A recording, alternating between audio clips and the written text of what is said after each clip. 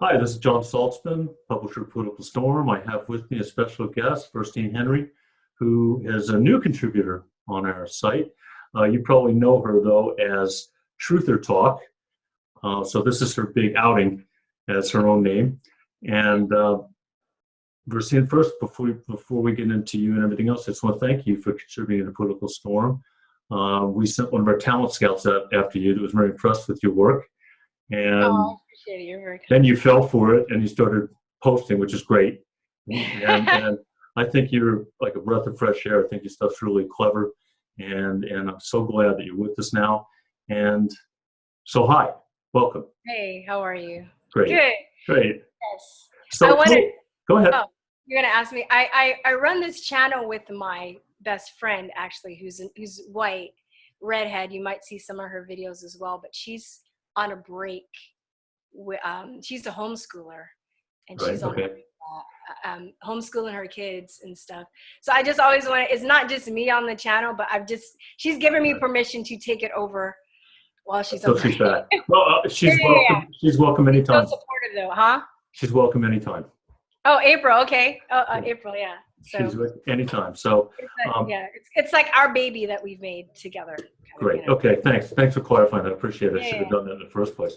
No, it's okay, because a lot of people don't know, and then sometimes she'll make a video and they're like, where'd she come from? I was like, oh yeah, she's like, she's part of the thing, right? Exactly. Yeah. So tell me, just to introduce you to folks, like, where did you come from? How did you come to do this crazy thing and work on the net and do YouTube videos and all that kind of stuff? And how did you come by all of your philosophies? Okay, so that's a long question. So I start with I'm trying to sum it up. I will talk forever, so don't even get me started. I just want to make a disclaimer. Well, okay, I want to tell you, and then I'll make a disclaimer. Okay. My best friend, who I just talked about, her son was vaccine injured. So I'm just saying, my disclaimer is, I hope that this where I started getting my philosophies and truth, I hope it doesn't turn any of your listeners off, because it's a controversial subject. Sure. So I'm just kind of setting that up for people. Her son was, normal, vaccine, brain swelled up, is autistic. Put her in touch with my cousin who had an autistic daughter. Same thing happened to my cousin. Right. Then had a friend was paralyzed by the Gardasil vaccine. So long story short, we just started together. We started researching into, there's a lot of corruption. I'm just trying to sum it up. It's a longer story, but there's a lot of corruption in the medical industry with not just vaccines, but SSRI drugs, the opiate epidemic. There's just a lot of stuff. Sure. And as you start uncovering things, you start to see layers, right, unfold. Mm-hmm. So you're like, oh, well, how come, this isn't known? And then how come this isn't known? And how come this is, it's known, but it's kind of hidden from the public. So what we did as a result, as we start coming across a lot of information, we actually started a podcast. Okay. And I was living in Taiwan at the time. So I lived in Asia for 2 years. And while I was in Asia, she was in California. I'm originally in California. So my friend and I, we met in college. So when I was in Taiwan, when I got off of work, it was a perfect time because her kids were in school at the time before she started homeschooling. Right. And it just I guess I get off at late night. I forgot what time. And it was perfect. It was 11 o'clock or something, her time. Mm-hmm. So we would just talk about this stuff for hours and hours. And they'd be like, oh, did you read this article? Oh, did you see this study? Oh, did you listen to this interview? And we started watching We Are Change, the Corbett Report, Stefan Molyneux, of course, Alex Jones, Infowars, AJ, all these other Project Camelot. We start watching all of these, and we just had our mind blown about how much information is empowering information, mind you, information that can empower people is hidden from the public intentionally, and how much we're lied to about stuff. So then you go down the rabbit hole far enough, it starts going into government. It starts going into it's not just the medical industry, right? It starts going into geopolitics. It starts going into health and then the entertainment industry. So it runs it's a long rabbit hole with many other little divots. Well, I mean, look at things right now. I mean, one of the things that happened in the States is that the elite in Washington just wanted to keep us all in our place and just sit down and shut up, right? Yeah. And then all of a sudden, Bernie Sanders came along and Donald Trump came along and disrupted everything, right? Yeah. and the establishment candidate didn't get in. And neither did any of the Republican ones. Right? And we're in a real disrupted time, and it's because people decide to get off their asses and speak. Yeah, I think there's that quote from who wrote Les Miserables? Hugo. Oh, Victor Hugo. Victor Hugo. Thank you. Nothing can stop an idea whose time has come, and I think this is we're at a precipice in history where people are sick of being lied to. People are starting to see through the lies. I think there's a tipping point. We're at the tipping point, right? Where there are people also that are going the other way who are just going further in denial, but there are other people that are starting to see through things. So just going back to your original question, it led us through this getting into politics. And at that time, I voted for Obama. And I was like, you don't even know, like, I would like drive around my car and listen to the Yes We Can song and cry.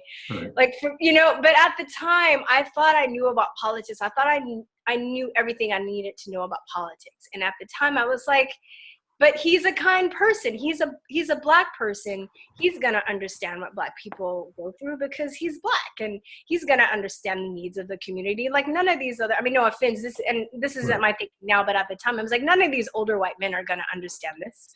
But are you saying white or just older? Yeah, like none of these men are going to understand this. So, here comes somebody, and he's very attractive and he's very charming, and he's, and then for my parents, my mom that went through Jim Crow, and my dad that experienced intense racism, in Colorado, thinking this is something that they would never see in their lifetime, Look, I mean, just so you know, I mean, there's a lot of people like me who are conservatives. I didn't vote for Obama, but at the time, now I've outed myself. But the fact is that a lot of us were okay with that happening. You know what I'm saying? It was time. It was time in America for that to happen, and like, why not him? Yeah, and I think there are a lot of I would say just white, but there were also a lot of non-Blacks too. Like everybody's just sick of racism. So they saw Obama was like a symbol of us having a huge progress in this racism thing that's like crippling, that's paralyzing us. So Obama. What was I going to say? So that happened. And I remember when he won the Nobel Peace Prize, and my friend who voted for Obama too was like, don't you think it's weird that he won the Nobel Peace Prize and he didn't do anything? And I was like, oh, whatever. He's Obama, duh. Whatever. Like, that's very characteristic of that time. You captured it. That's a lot. Yeah, but I was like, whatever. Like, he's Obama. Like, he can walk on water. He can do anything. So I remember I was in McDonald's. I don't go there anymore either. That's McDonald's eating days, hash browns. I would go there, and I went with this guy. And I don't know if you've lived in England. It's different. I've been to England, but have you ever lived outside of the country in where English isn't the first language? No, not for a very long period of time. No. So a lot of times, this is a common phenomenon that I experience in other foreigners who are native English speakers experience that people will just come up to you out of the blue and want to practice their English skills with you once they know English. So this guy comes up to me and he's like, hey, what's up? Like, or they just don't really see Black people, so they're curious and they want to like talk to you. Great. So they're like, hey, what's up? We start talking and stuff, and then he's like, I have a question. And I was like, what? He's like, why is Obama in Libya? And I was like, because he's Obama. Like I didn't have an answer. And I don't know, this stranger, I didn't know, it really struck me. And I start looking, and I honestly would have to say that I was in denial. I, did not want to look there. So after I started being honest about that, and then I started, geopolitics is a vast field too, but I start looking at stuff outside the country. And as my awakening process is happening with, the podcast we're doing, right, mixed with understanding how our media is looked at from an other point of view, like all these things were coming into play. And Obama, then I start to realize, like, wow, like Obama isn't the person who he claims to be. Then I saw an interview with, I think it's G. Edward Griffin. Have you heard of him? No, not off the top of my head, but I'm sure someone will. Yeah. Talking about it. Left-right paradigm. Do you know about the left-right paradigm? Right. Yeah, so talking about that. So then I was like, oh my God, this totally makes sense. Then I was like, no voting for me. I'm done with voting. I don't need voting doesn't matter, blah, blah, blah. So then, flash forward to... I'm laughing with you, not at you, by the way. Huh? I'm laughing with you, not at you. Okay, I don't, either way, it's fine. Okay. So then flash forward to the second time Obama got elected. I didn't vote for him. I was like, I am voting. Voting's for suckers. Yeah, whatever. So then when this election comes around, Obama is like, I didn't vote for Trump. I really didn't even watch the political race at all, because I'd done enough research on Hillary Clinton to know that she would never get my attention with anything or any vote or anything again. Right. And, but with Trump, I never disliked Trump. And, and by the time when I haven't owned a TV in over 10 years, so I was aware of The Apprentice. I've seen clips of, I've never seen a whole show of that. Right. But I was like the guy from The Apprentice. I think he was on The Fresh Prince of Bel-Air. Like, he's made public appearances on stuff. I knew, and I was like, oh, it's that billionaire guy. I didn't really know. I'm like, oh, he's running for president. I'm like, okay, whatever. I just didn't look at anything. Right. So I just was so cynical and resigned at the time. I just thought, I knew how dirty the Clintons were, and I just thought, I was like, oh, they're just gonna steal it anyway. Why does it matter? So I call April, my friend who I talked about earlier, and flash forward, I'm in Austin and she's in California still. Okay. So I call April, and I'm like, today sucks. It's election day. This is the worst day ever. Hillary Clinton's gonna be president. I'm gonna die. And I was working from home. I think I was like grading papers or something. I was like, let me I want to just check in and see what's going on. And Trump was in the lead. And then I was just like glued to the computer, like watching the race. And I was like, oh my God. I call him like, I think he's going to win. I think he's going to win. I was just like, anybody but Hillary. I don't even care. And then he won. And I just feel like this paradigm shift happened within a matter of 24 hours, right? Right. And even so, then after that, when he won, I actually start going back and watching the debates and the election videos and all this stuff.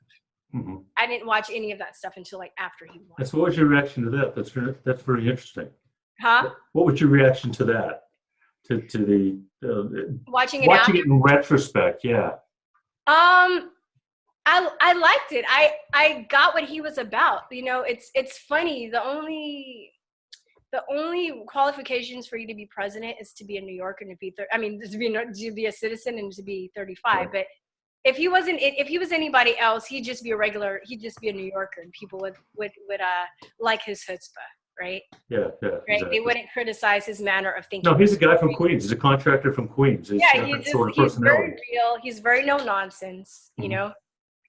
So I think, but I never bought into the stuff that he was racist or anything, because I was just like, really, he's like, I never was like, oh, he's a racist. So then, but what I would do instead of, I would watch like his whole speeches and his whole debates, and then I would watch clips of what the mainstream, because I already had mistrust for the mainstream media anyway. So I noticed what they would do is they would take a clip of what he said and basically manipulate it. Right, not the whole thing. I would look at that clip and I'm like, okay, what did he really say, or how did they really spinning it? So I would like watch his whole speech or his whole debate, whatever they took the clip from. And I was like, this is ridiculous. I'm like, they're making stuff up. They're making stuff up. And then I watched the inauguration and I saw that they used pictures from the beginning of the morning when people were just getting in to say that that was what the turnout was for the whole day. And I'm just like, and then, No, I was going to say, as you were talking, I was thinking about it. When he used to talk about the swamp early on in his campaign. And I used to sit there and go, nah. Now I really believe it. I mean, that's what you're saying. You're saying the people. Why would the people in power want to give it up? I mean, Washington. Most of those guys have gone. Not guys in general. Guys have gone to Washington. They get $175,000 a year, but then they get rich. How does that happen? Corruption. And they wouldn't want to leave, right? Yeah, I mean, corruption. I mean, well, you know what though? I already knew how corrupt the media was. So I mean, I didn't really buy anything the mainstream media said anyway, because I know that they lied about other things. I have two friends that are journalists that worked. One worked on flight TWA 800. It was told to lie. He's a bit older than me, but so I already know that if you're a real journalist and you're really trying to bring truth to the people, there are powers in place that prevent that from happening. So that wasn't like too much of a surprise to me, but it really kind of woke me up even further was people's reactions. And then my brother, I was like, shouldn't I have said my brother? Well, now I said it. So he went to Berkeley. Right. And he oh no, not Berkeley. Yeah, he changed his super smart, like math, computer nerd, just amazing. In a lot of ways, I admire him, even though he's younger. I think he's smarter than me in some ways, but he's just totally changed his Facebook profile to like, today is the day America died. Rip. I'm like, oh, so dramatic, for real. But it was funny because I was like, well, I remember when Bush won the election with Gore. The first one, you're talking about the first one against John Kerry? I guess Al Gore you're talking about. Yeah. And it was decided essentially the Supreme Court. I was so mad, and I was dramatic, and I was like, okay, well, this will pass in a couple days, week or so, like, because I didn't hold on to it for that long. I was mad for a few days. Right. So then. But then I saw people were like crying, and it was just too much. It was too much drama. And I was just like a week later, I'm like, where did it all come from? I'm like, people are still mad? I'm like, you're still mad, right? People put so much of their identity in these politicians that they can't like function, right. And I'm never, after the whole Obama thing, and I woke up to that, I vow never to idolize anybody, including Trump. You know what I mean? I like what he's doing. Yeah, I agree. I mean, why put him on a pedestal? I agree. Yeah, I support that. But he's a human. He can mess up. He can do something that he's proven his humanity. Yeah, you know what I mean? Like, he's not perfect. Nobody is. No. And I'm not really for this whole ideology of putting this one person, whoever it may be. Right. And that was because when I really had to admit I was wrong about Obama, I had to dig deep down. Let me stop you for a second. So go back and tell me, what was it particularly that happened with Obama, or that what occurred that sort of swayed you the other way?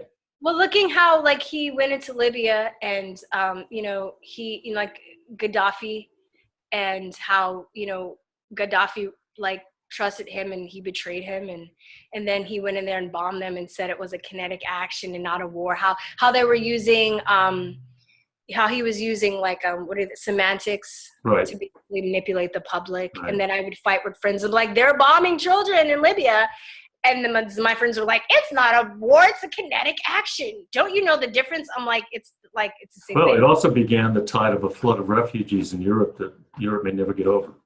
Yeah, so I just, that too. And then it was that, and it was also him signing the NDAA and getting rid of, what is it called?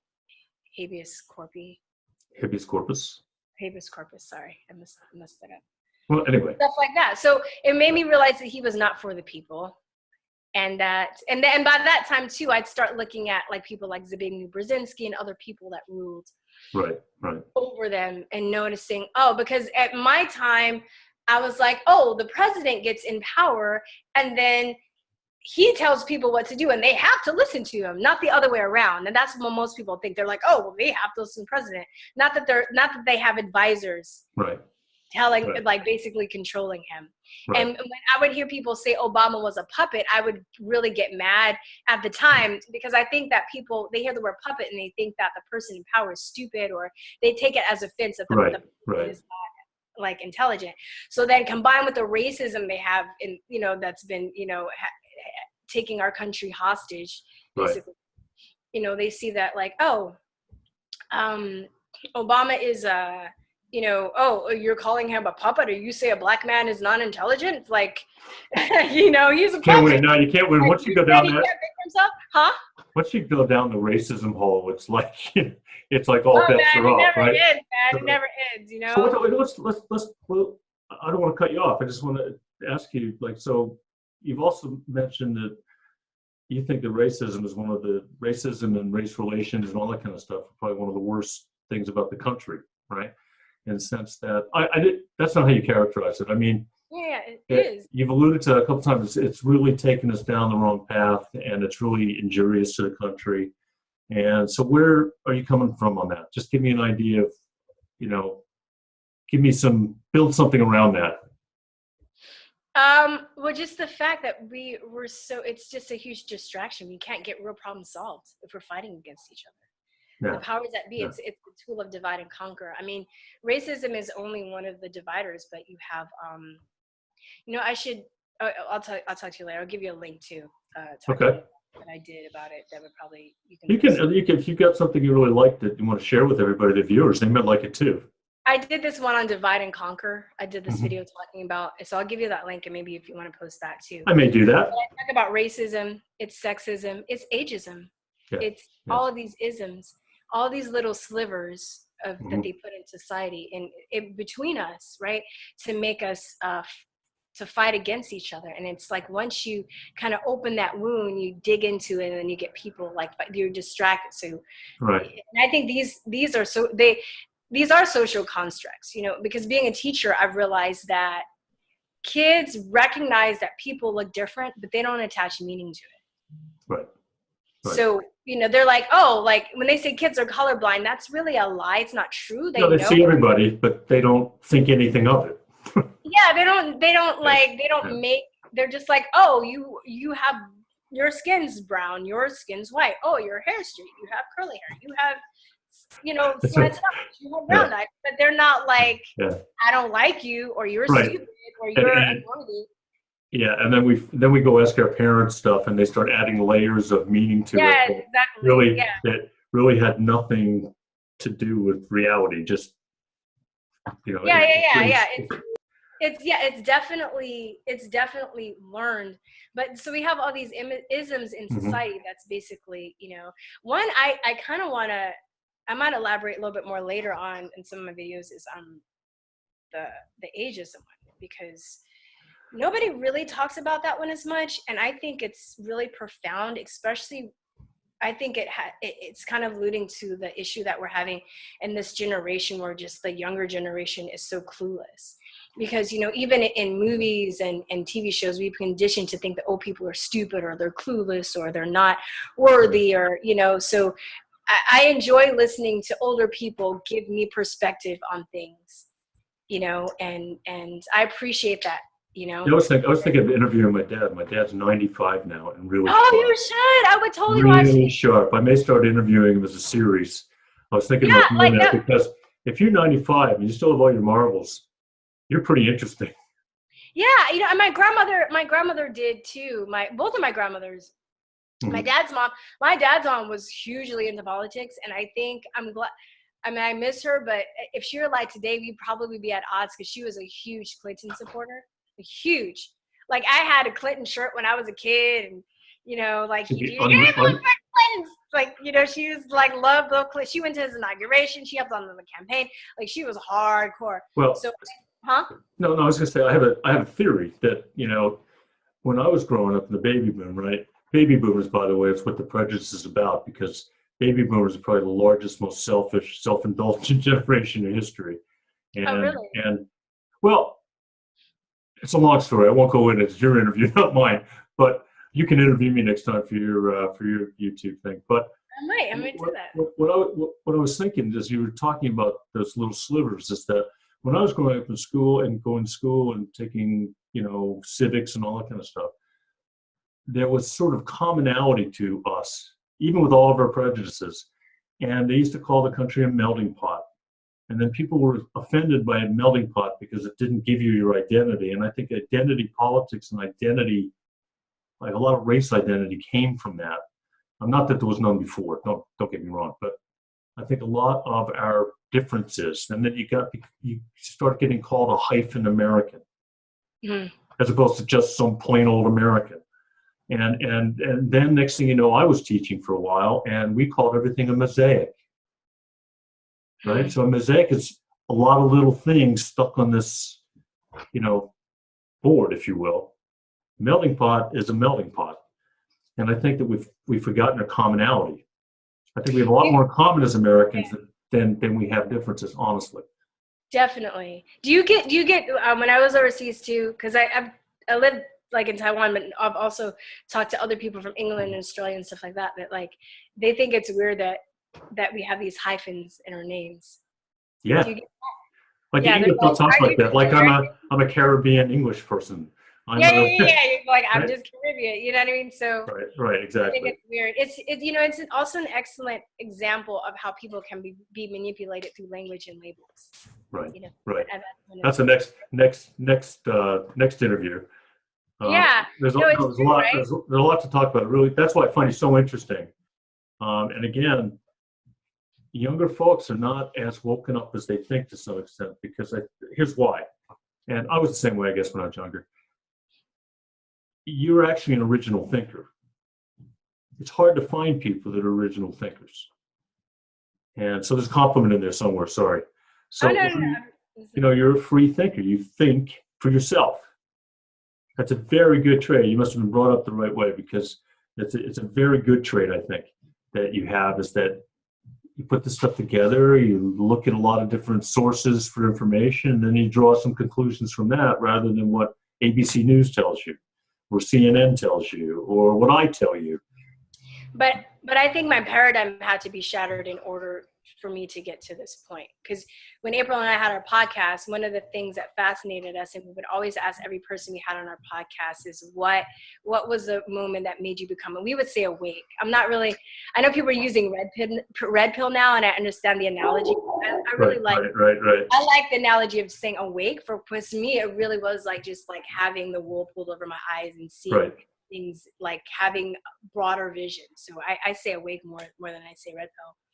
But it's okay. I've got a college daughter, so that's why I say it. Yeah. No, but I mean, I'm just saying, like, so I'm just clarifying why I'm saying awake. So we would always ask that, and it seems like, I don't know, like it was different for everybody. Everybody had their own kind of shattering of their original paradigm in one way. Like for us, it was seeing what happened to your son and my cousin, and then kind of delving into that. Right. For other people, it was working in the government, or seeing something, having known they've been lied to about something on a grand scale that made them see the world differently. And then after you have that original paradigm shattered, then you're more open to investigating other things now, because you're like, okay, well, if they lied to me about this on this big of a scale, what else am I being lied to about? Right. That's right. And so I don't want to get away from the race thing for a minute, only because whatever you want. Okay. The first no, this is fascinating, because you really show me you've got a lot of stuff that you're into, and I was so captured by your first piece that you sent us, because it's very rare to find some young woman saying the stuff you were saying, because you're supposed to be on the ideological plantation. But actually, you are a free thinker. So where is this all going in America right now? It's really strange. For instance, I asked you before we came on the air to, react to Kanye West's defense of Candace Owen. And there was a video on our site that one of our contributors used in his column, and where she basically says, listen, I'm allowed to think what I think, and that girl over there can think what she thinks, and that guy over there can think what he thinks. Yeah. So why are you telling me this because that's ideological slavery. So react to that. Yeah, like there are people that I think black people are pets. I shouldn't, you know what? That's how I feel like. I feel like there are people that are like, oh, okay. Well, if you see that video, you'll think that because that girl was basically telling her what she should think. I know, but you know what? The thing is, there are people that love their pets, right? Just because you have a pet doesn't mean that I'm gonna finish the analogy and then I'll like retract it. But I want to say, or say that like people that own pets, they love their pets, right? But they think that, yeah. But when you have a pet, especially in a city situation, that pet is dependent on you, right. And you give that pet what it needs to survive. I think some people teach pets better than their relatives. Yeah, for sure, right? Yeah. But I think in this situation, I think there are well-meaning people, and I think even though it's very frustrating that there are people that want to put us in our ideological boxes, that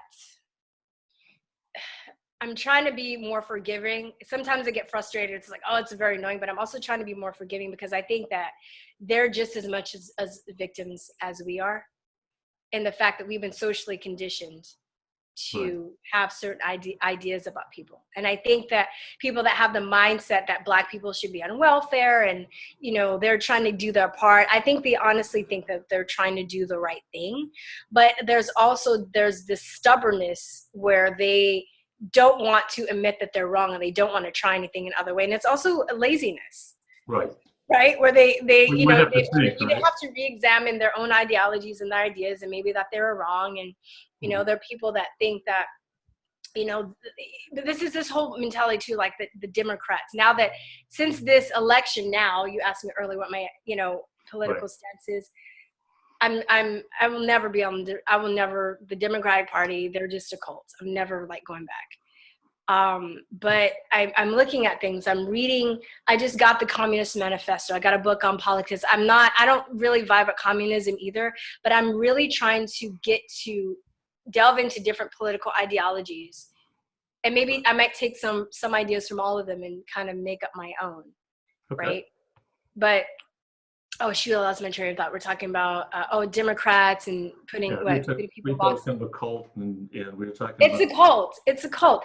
But the whole ideology, their modus operandi is they control, right? They use control. And now I'm curious, knowing that the Democratic Party ran the created the Ku Klux Klan. Right. Did they use that as a tool of control too, to keep? I'm not justifying the Ku Klux Klan, but I also I like to ponder on why people are racist, right? You have people that are racist and they think that blacks maybe are intellectually their equals, but they'll never lynch people. They're not violent, right? But when you get to the point where you're lynching people and tarring and feather people and terrorizing people, that's this point of psychopathy. Right. So, and I think that's engineered too. So how were they engineered to be that crazy to think they have to kill people and to feel that threat? And when you're in a situation, but I see the same thing happening with not all people in Black Lives Matter, but some Black Lives Matter, where they're so psychopathic to the point where they feel like, they got to kill all police and kill all white people. It's the same thing. They're two sides of the same coin. They're just, it's the violence. Well, let me stop for a second and ask you this. I'm going to give you this observation. So, my wife, who's English, right? She obviously came over to America to see me before we get married, and she was struck by the fact. She said, I'm not quoting her perfectly. I should probably go get her and bring her in to ask the question. But she said, I'm really shocked at how much slavery has affected the condition of race relations in the United States. The same kind of race relations that here are just kind of normal prejudice, right? But actually, it's a much more diverse society in some ways. There are many more mixed marriages here. There's many more. It's an odd thing, but and I always go back to her and say, well, of course, the English had slaves, but they were far away, right? Yeah. But they weren't on the soil here in that way. And I just wonder if growing up, not you and me, but growing up in a culture where it was a fact of life for a fairly long period of time in our way past. How has that affected us, do you think? Well, I think being a teacher, seeing how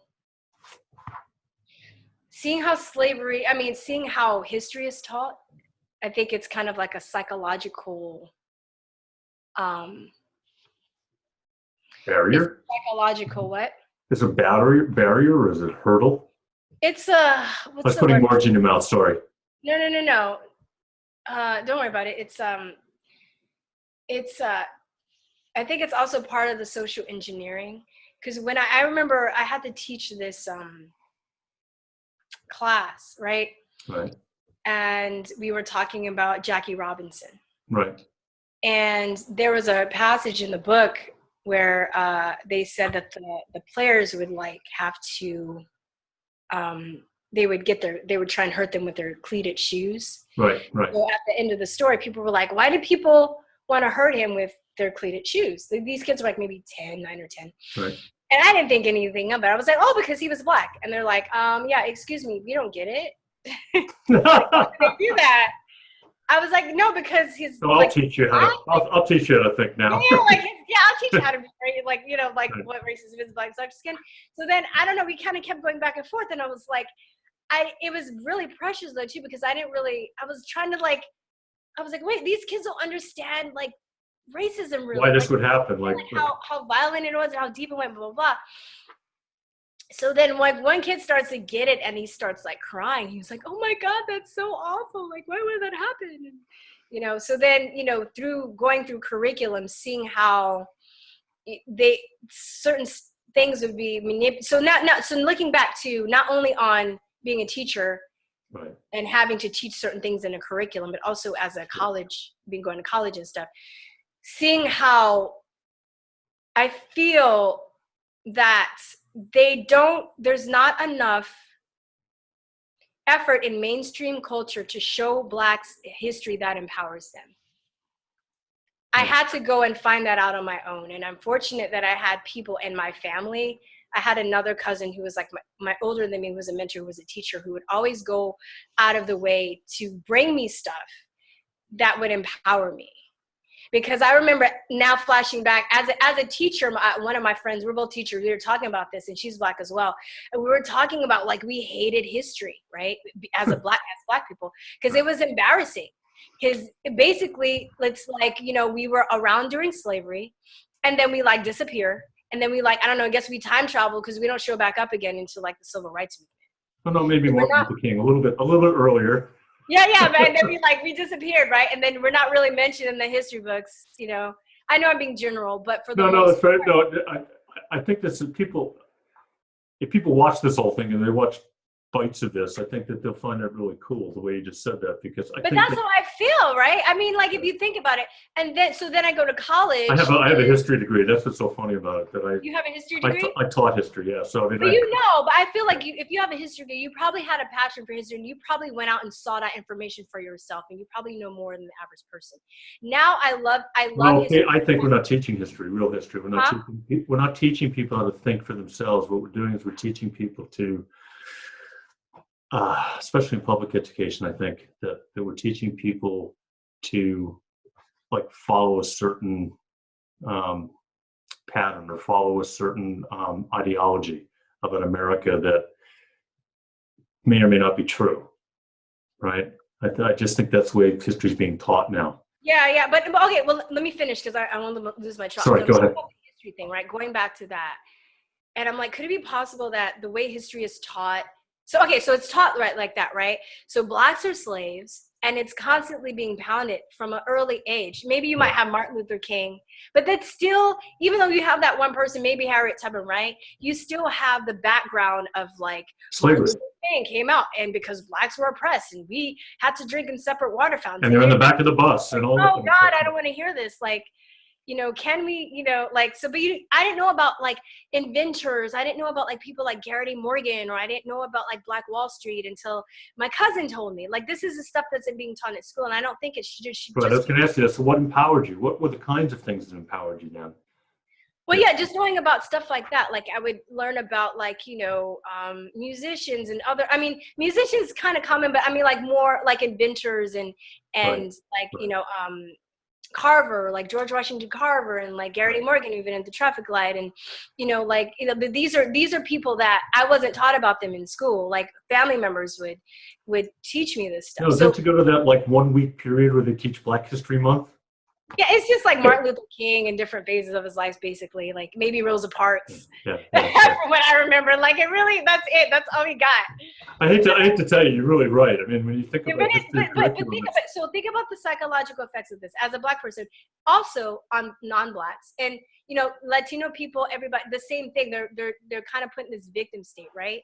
So right. you're starting with this, and then the white people are the instigators, right? Because they were the ones that were the slave masters, and they were the ones. But they don't teach this, dude. They conveniently leave this out, which I didn't learn until I was older as well. That most of the white people didn't own slaves. That you had to be rich. There are a lot of poor white people. There was also white slavery, and then expounding upon that. You probably know this as a history person, that slavery. And even the Holocaust, right? It's like there have been different Holocausts, and there have been different instances of slavery throughout history. Everywhere, So yeah, sure. And Blacks have also, like the Moors in Europe, and so this is this human condition where people, they don't really teach it as a human condition. So I guess to make a long story short, you're able to create this lever of divide and conquer within race through education. And then you have like, so you vilify the whites, all whites, right? And then you victimize the Blacks, or other people of color, all Blacks. Right. And then you don't give them information that empowers them. So you have this like, okay. You have this. You built it. Everybody has a chip on their shoulder, for one thing. Like you know what I mean. So everyone has. All races have a chip on their shoulder about that. That's really interesting that you. That's really fascinating. Thank you for that. That really.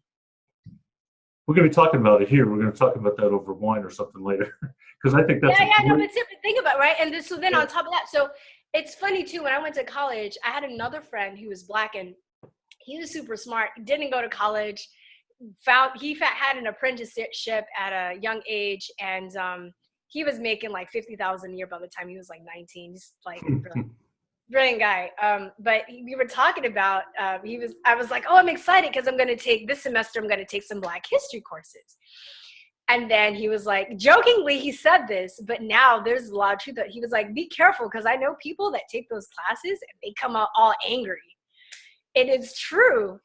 Because you start taking these courses and then you realize that we've been lied to all these, like for the first 12 years of our lives while we're in school about being disempowered. And you're just like, well, wow. We actually had a lot of people that were doing stuff. Yeah, exactly. Like, and why are they stuff and all. Why are they teaching this here? And but then they do the psychological twist, and then they start.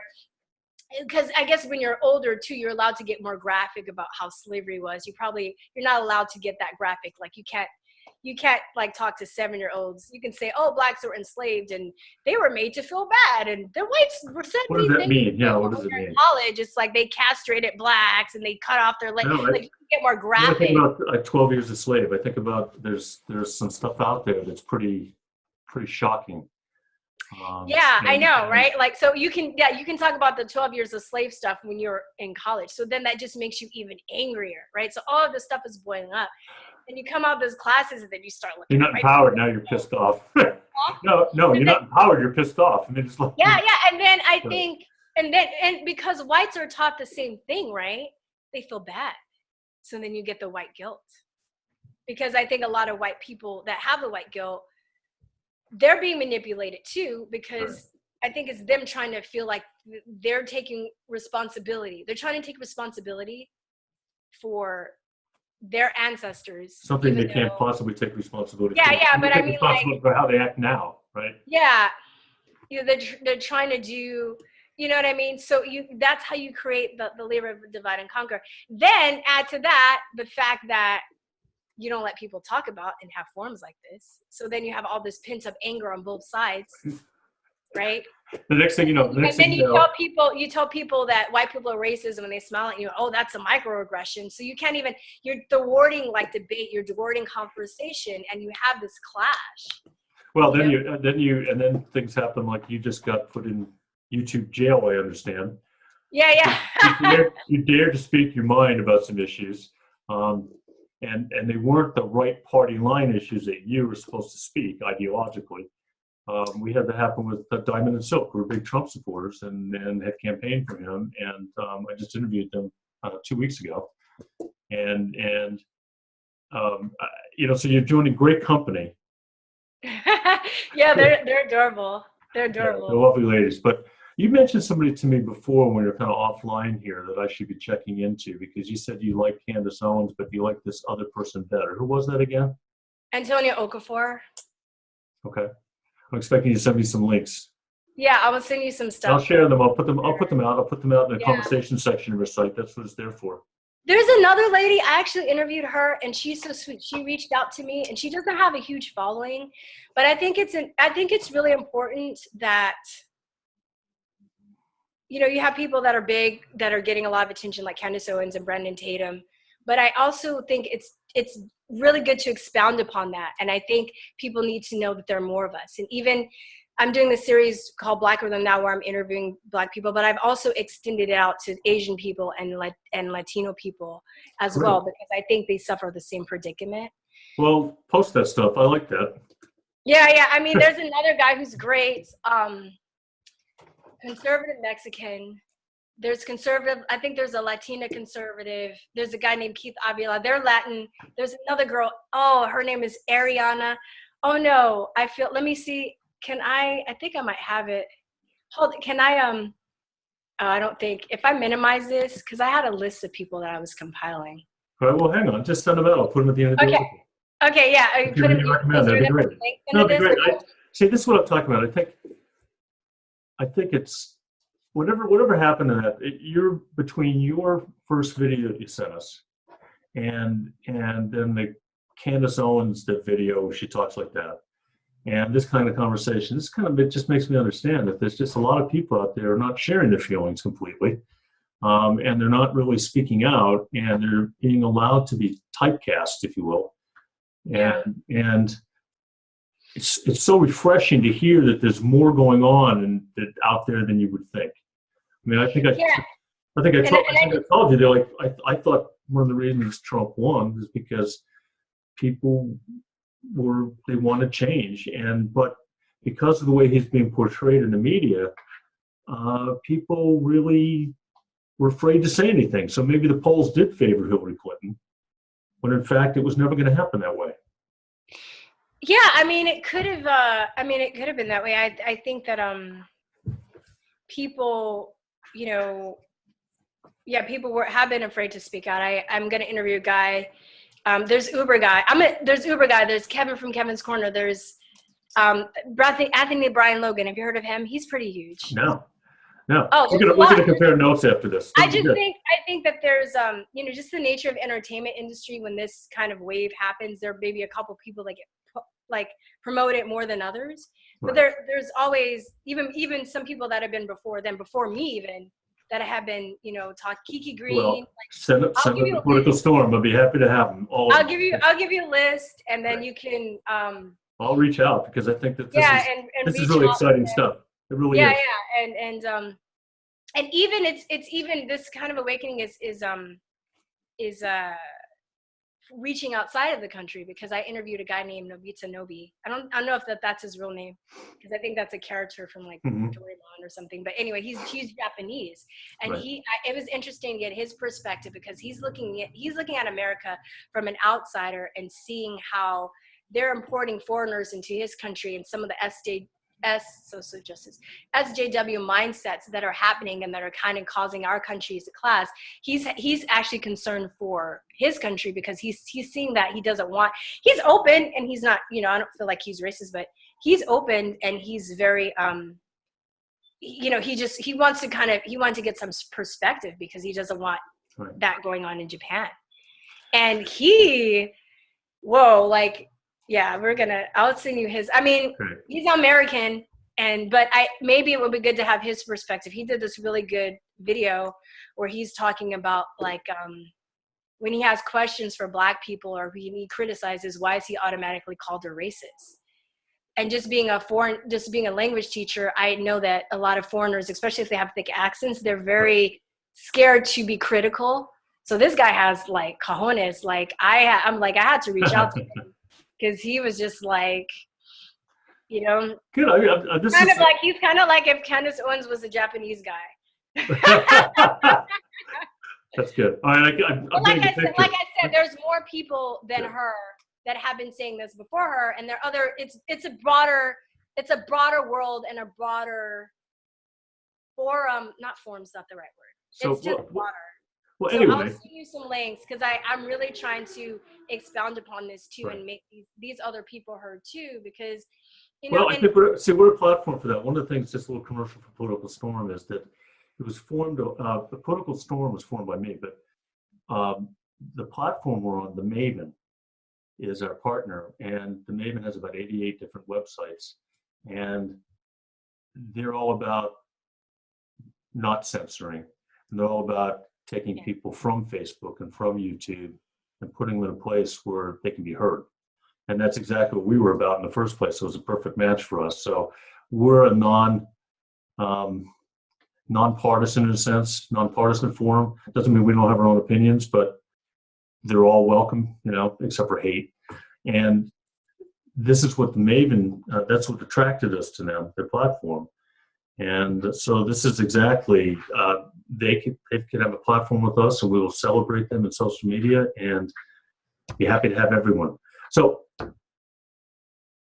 thank you for your time. I mean, that's I'm sorry. I know I went on. No, you and I, I'm like that too. I'm the worst interviewer of all time because I talk too much. So I feel like I'm interviewing myself half the time.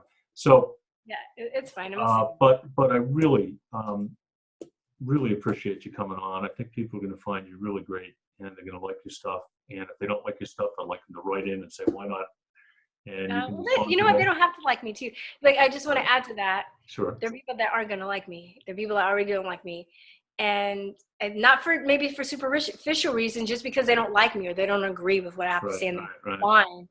And that's one thing too that I want to like put out there. Just because somebody is Black or somebody's conservative or doesn't mean I don't feel like I have to be obligated to like them as well. Agreed. Yeah. No, agreed. Yeah, I think that. And I think too, there's like this thing that people have too, where if somebody says something that somebody doesn't like, and then somebody else doesn't like that, then they get criticized because they're like, why don't you like them? Are you jealous of them? They're a conservative, or you should buy them. They're Black like you. Why don't you like, so just like, this is all in the vein of being a free thinker, that we should be able to think and be critical of each other, even if we're on the same quote unquote team, because people, people, we're all going to have very different opinions. We learn from each other. There's contrast in life, and this is how we grow as people. Great last words. Great last words. So, Christine, Henry, thank you so much for joining me today, and I think our viewers are going to really enjoy you. And we're going to really enjoy your stuff on our site for a long time to come, I hope. Oh, thank you, John. I really appreciate it. Thank you so much. Thanks very much. Okay. Bye-bye. Bye.